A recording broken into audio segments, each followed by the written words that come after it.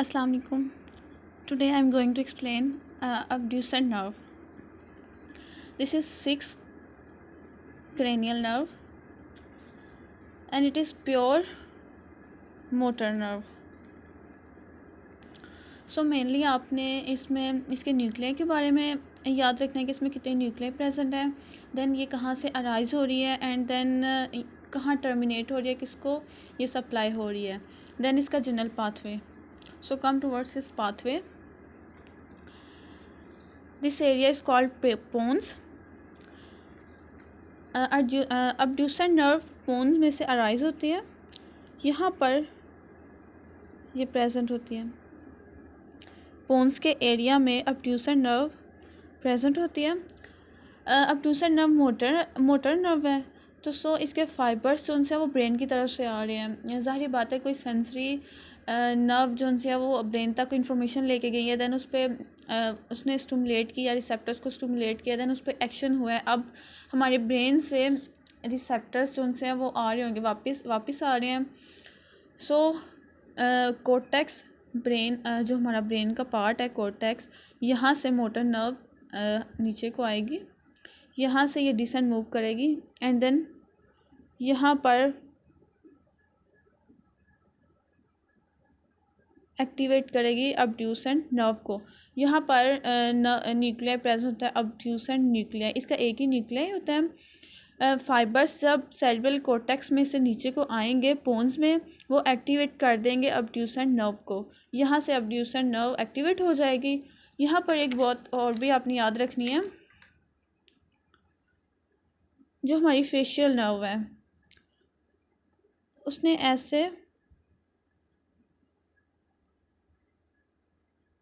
Cross किया होता है abducent नर्व को, उसके ऊपर से ये गुजर रही होती है, इसको कवर किया होता है ऐसे.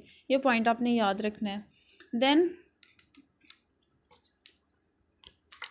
यहाँ से हमारी abducent नर्व फाइबर आए हैं ब्रेन से, सेरेब्रल कॉर्टेक्स से ब्रेन फाइबर्स आए हैं. यहाँ पे न्यूक्लियर abducent न्यूक्लियर को उन्होंने एक्टिवेट किया, देन abducent नर्व एक्टिवेट हो गए. वो यहाँ से पास करेगी रेड न्यूक्लियस से.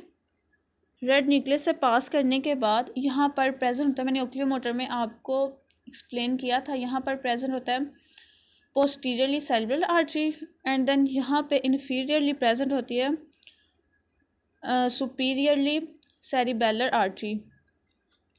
This is posterior cerebral artery and this is inferior side पे प्रेजेंट होती है सुपीरियर सेरिबेलर आर्टरी. इसको क्रॉस करते हुए abducent जो हमारी नर्व है वो एंटर हो जाएगी कैवर्नस साइनस में. कैवर्नस साइनस में एंटर होने के बाद ही हमारे ऑर्बिटल आई का जो ऑर्बिट है उसमें एंटर हो जाएगी थ्रू सुपीरियर ऑर्बिटल फिशर. आप ये बात याद रखिए कि जितनी भी आई की नर्व्स हैं जो एंटर करती हैं आई में, वो हमेशा सुपीरियर ऑर्बिटल फिशर में से एंटर होती हैं ऑर्बिट में. देन प्रीवियस लेक्चर में मैंने आपको बताया था कि आई के मसल्स होते हैं, 4 रेक्टस होते हैं, superior, inferior, medial and lateral. 4 rectus होते हैं एंड देन 2 ओब्लिक मसल्स होते हैं, superior oblique and inferior oblique. So बाकी जो मसल्स हैं सोलर नेम आपने याद रखना है.